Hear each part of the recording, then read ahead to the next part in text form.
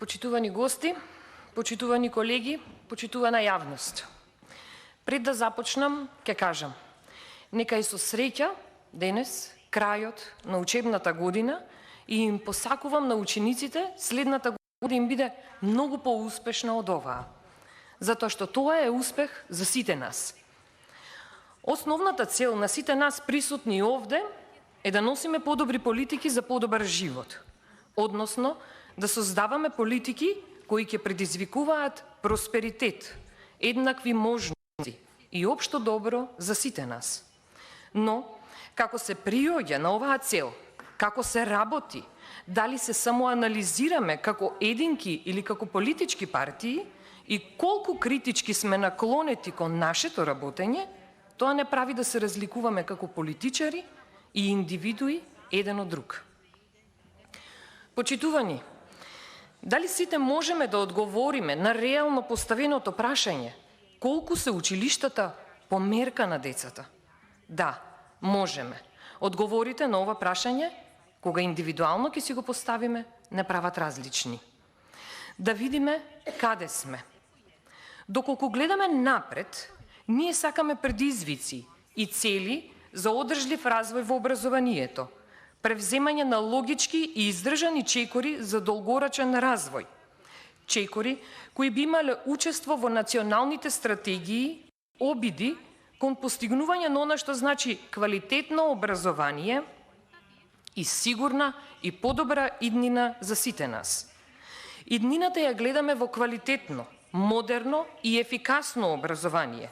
Образование кое ќе биде темел за остварување на приоритетите областа на економскиот раст, развојот на демократијата, општествениот и личниот развој на граѓаните и севкупно подобар живот во државата.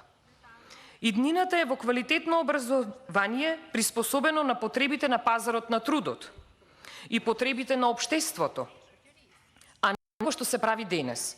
Да се создаваат квалификувани кадри кои ќе ги користат со сигурност другите држави, зашто во нашата држава тие кадри немаат можност за вработување и добри услови за работа. Иднината е во квалитетно образование кое создава човечки капитал. Тоа е фундамент за развивање на стабилно и модерно општество во кое владее правото, демократијата и човековите права. Но, да го постигнеме се тоа, нам ни е потребно образование кое ќе овозможи развој на емоционална, интелектуална и социјална интелигенција, самоефикасност, самодоверба, аналитичко и критичко мислење, етичност во поставувањата кон сите, чувство за морал и праведност, комуникацијски вештини, образование во кој учениците стекнуваат квалитетни, трајни знаења и навики за доживотно учење во пријателска атмосфера, во која се промовира еднаквост и соживот во мултиетничко општество. Иднината треба да е заснована на принципи и ниту еден од нив не сме и не треба да биде изоставен, а тоа се принципите за почитување на човековите права, родова рамноправност и одржливост. Доколку погледнеме каде сме, и како стоиме, нема многу да се изненадиме, зашто тоа е реалноста за која сите сме свесни. Свесни сме дека за да очекуваме резултати ни се потребни квалитетни раководни кадри најнапред во Министерството за образование, кадри кои не талкаат од министерство во министерство, каде само хаос предизвикуваат со својата ароганција и игнорантски однос. Свесни сме дека после толку години независност ние немаме продуктивност, но поразителни се проценките според индекс за човечки капитал на Светска банка, која проценува продуктивноста на следната генерација на работници. И како што кажа господин Ајвазов, едно дете кој денеска е родено во Македонија ќе има продуктивност од само 56%. Од тоа што би можело да постигне ако му биде обезбедено квалитетно образование и биде потполно здраво. Поразителни се заклучоците дека од меѓународното оценување ПИСА резултатите на Македонија се под просекот на Западен Балкан, Европската унија и 38-те земји членки на ОЕЦД.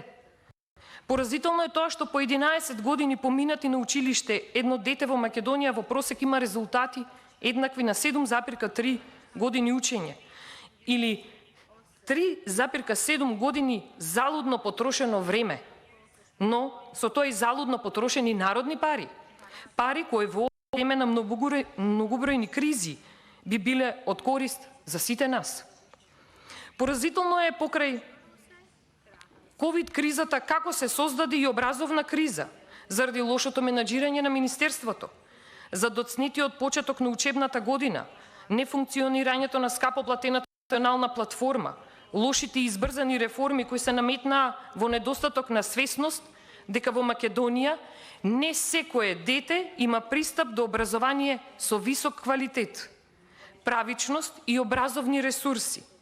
Верувам, сме сите свесни дека демографските промени, наталитет, морталитет, миграции, кои за жал се повеќе трајни миграции, доведоа до училиштата со повеќе наставен кадар отколку ученици. Но има и ситуации каде имаме обратна состојба во урбаните средини, каде пак има голем број на заинтересирани ученици за едно училиште, а истото има ограничени капацитети. Ово е доволна причина да не се носат политики и законски решенија кои дополнително би ја влошували и така лошата состојба во образованието. Демографските промени доведоа во некои општини да има недостаток, а некаде и вишок на наставен кадар. Но фактот дека 9% од наставниците се пред пензионирање треба да ни укаже дека сепак тоа е голем процент на наставници од кои исто така треба да се учи, зашто тие сепак оставиле позади себе придонес, а преку своето долгогодишно искуство тие и најчесто знаат и како да се надминат недостатоците и поразителните статистики кои се поврзани со квалитетот на образованието. Носењето на реформи без претходни темелни анализи ни ја доведе вистината пред нас. Згрижувачки се фактите за недостаток на наставници кои се квалификувани да ја исполнат образовната реформа, но и кога знаеме дека проекциите покажуваат тренд на опаѓање на вкупниот број на ученици. Потребно е многу да се направи само за еден мал чекор кон подобрување и креирање на училишта по мерка на најбитните учесници во образовниот процес – учениците. Потребно е преструктурирање на ресурсите, оптимизирање на мрежата на основни училишта, ревидирање на формулата за финансирање на основното образование, подобрување на училишната инфраструктура, подобрување на училишниот кадар. Потребно е многу и ние како партија ВМРО-ДПМН имаме формирано група и се понудивме за соработка со Министерството за образование и наука. Нашите намери се искрени и честни, зашто треба да се подобри еден од основните и најзначајниот сектор во државата, а тоа е образованието. Да не дозволиме преку образованието да се уништи и она малку што ни е останато од Република Македонија. За крај ќе кажам, сакам за иднина да зборувам и размислувам, а практикувам да учам од минатото. Сакам да се обединиме за децата. Сакам да се обединиме за нашата иднина. На сите нас треба да ни биде кристално јасно дека мотивирани наставници значи и мотивирани ученици. Тоа е нашата иднина. Ви благодарам. Ви благодарам, колешки.